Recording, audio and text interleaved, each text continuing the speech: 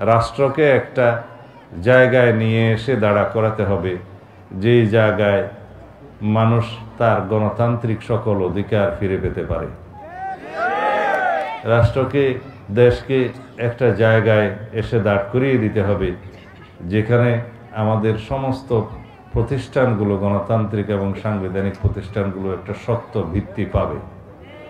এমন একটা জায়গায় সার্বভৌম সংসদের প্রতিষ্ঠা করতে হবে যেখানে গণমানুষের কথা নির্ভয়ে জনপ্রতিনিধিরা বলবে, এবং যেই জায়গায় আমাদের স্বাধীনতা, সার্বভৌমত্ব নিশ্চিত রাখার আলোচনা হবে, যেই জায়গায় আমাদের প্রতিনিধিরা বাংলাদেশের এই ভূখণ্ডকে যেন আর কখনো করজ্জার্য না হতে হয় সেজন্য ভূমিকা রাখতে পারে। যে জন্য আমরা সংগ্রাম করে যাচ্ছি, এখনো আন্দোলন করে যাচ্ছি, এখনো আমরা অবিরাম আন্দোলনের মধ্যে আছি। কেন? আমাদের সন্তানদের জন্য এই ভূমিকে যেন একটা বসবাসযোগ্য ভূমিতে পরিণত করে আমরা যেতে পারি, সেটা আমাদের দায়িত্ব। বাংলাদেশের মানুষ, বাংলাদেশের মুসলমানরা যাতে আর কখনো নিজেদের ধর্মচর্চার জন্য কোথাও জবাবদিহিতা না করতে হয়।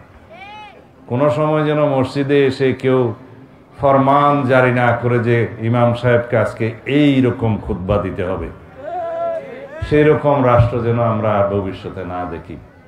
যার যার ধর্মচর্চা স্বাধীনভাবে যেন প্রত্যেক ধর্মাবলম্বীরা চর্চা করতে পারে, সেইটাও আমাদের নিশ্চিত করতে হবে।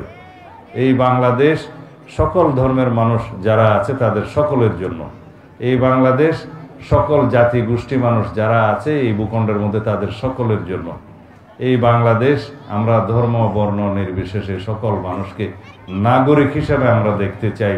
সাংবিধানিকভাবে আমরা যেন সবাই বাংলাদেশের নাগরিক হই, সিটিজেন হই, যেন এখানে কেউ সংখ্যাগুরু সংখ্যালঘু না হই, সেদিকে আমাদের দৃষ্টি রাখতে হবে। আমাদের যদি সাম্প্রদায়িক সম্প্রীতি আমরা বজায় রাখতে পারি সবাই মিলে, তাহলে মিলেমিশে বাংলাদেশের অভ্যন্তরের সকল মানুষ আমরা স্বাধীনভাবে নিজ নিজ অধিকার, নিজ নিজ ধর্মচর্চা করে সুন্দরভাবে গণতান্ত্রিকভাবে আমরা বাস করতে পারবো। সেরকম একটা পরিবেশ নিশ্চিত করার জন্য আজকে আমরা সারাক্ষণ প্রচেষ্টা চালিয়ে যাচ্ছি।